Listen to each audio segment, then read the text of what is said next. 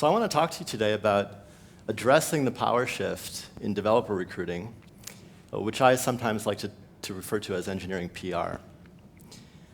Believe it or not, I'm a self-taught programmer and turned software engineer. I wrote code through the first bubble at the end of the 90s. And then, as a serial entrepreneur, I've also had experience in hiring engineering teams for my past 3 ventures. So what I want to talk to you today about is based on my experience there, as well as consulting with dozens of tech companies in helping them hire teams. So, as you know already, software is eating the world. This is Marc Andreessen's famous quote. And obviously, the future is very bright for programmers. If you're a student, that's great news. Because we heard today in the intro that innovation is being pushed forward by technology. And technology is ushered in through engineering. Therefore, engineering, programming, equals innovation. And the data bears this out. This is the number of software engineering jobs in the US steadily growing through 2020, up to 1.2 million jobs. And this graph shows that the total number of new jobs far exceeds the number of graduates able to fill them by almost double. So if you're an engineering student here, the future is very bright for you. You should have a big smile on your face right now. But there's a flip side to this coin. What if you're a company? And what if your business is dependent on hiring a team of software engineers to succeed? Currently, in this present market, hiring engineers is hard, and it's only going to get harder.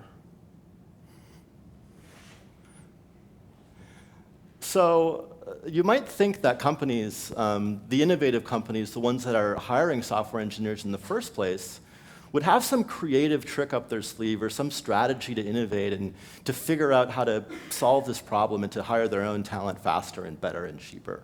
Well, unfortunately, this isn't always the case.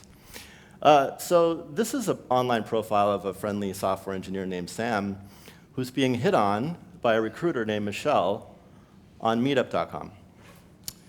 And the first mistake Michelle makes is she calls him by his wrong name, Jimmy. And then she indicates that she's looking for a Python/sysadmin, which those things aren't necessarily mutually exclusive, but at the very least, it has to make Sam raise one eyebrow. And then she indicates that she's looking for a rock-start caliber of engineer to fill the role. So of course, it's a typo, but still, there's got to be a better way.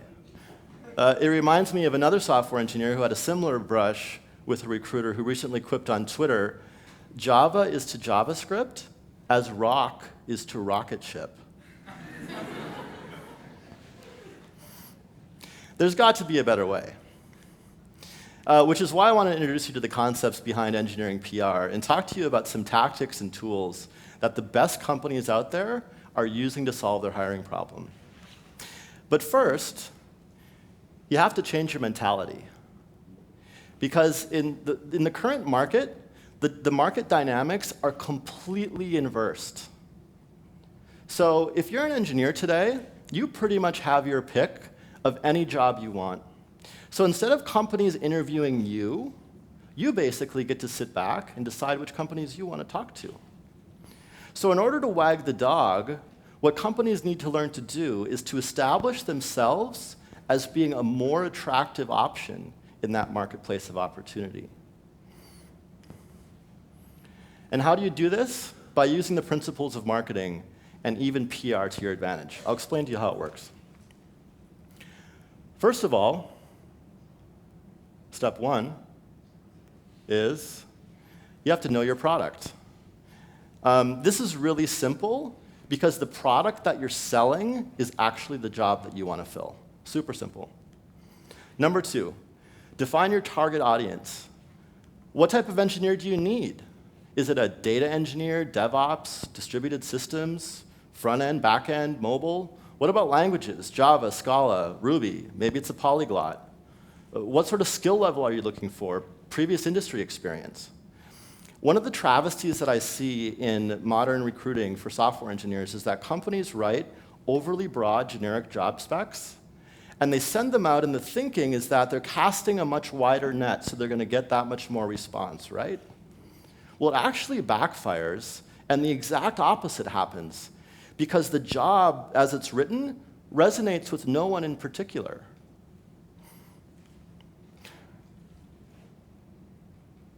We're still having some fun here, aren't we? So the next point is to figure out what the engineer that you're trying to reach cares about. So as an engineer myself, I know that what inspires me is building things and breaking things, understanding the way things work. Even more importantly, it's this notion of attacking a new challenge and grouping myself with other smart people who can seemingly bend a computer to their will by simply writing a few lines of code. So engineers care at large about two main things. They care about technical challenges, the bigger, the badder, the gnarlier, the better. And they care about working with super smart people, preferably people who are smarter than they are. So you figured out your product, you figured out your audience, you figured out how to change the slides. The next step is to differentiate. So remember that there's many other companies vying for this engineer's attention, right? So how do you make your company rise to the top of the pack? Well, you do that through differentiation. And specifically, you learn how to differentiate your role based on talking about your specific technical challenges. Now, there's a famous company here in New York City who several years ago was having problems recruiting called Etsy. I'm sure you've heard of Etsy before. They're an online marketplace for handmade goods. And apparently no engineer really wanted to go to work at the e-commerce version of a bazaar site that was selling arts and crafts stuff because they were having a hard time recruiting. So Etsy realized that they had to change their strategy. And what they did is they started to talk about their hardest engineering problem publicly. And the message went something like this. Etsy would say, all right, Mr. or Ms. Hotshot engineer, you don't want to come and work here? Fine. But how about this? Why don't you tell us how to write a search engine that handles hundreds of thousands of user-submitted SKUs, none of which have any normalized product parameters, and then make that search scale to a rapidly expanding community? How do you solve that problem? And all of a sudden, software engineers all across New York, they sat up and they got all attentive and they said, oh my God, Etsy is solving such hard problems. I want to go work at Etsy. And it totally turned the tide in their recruiting.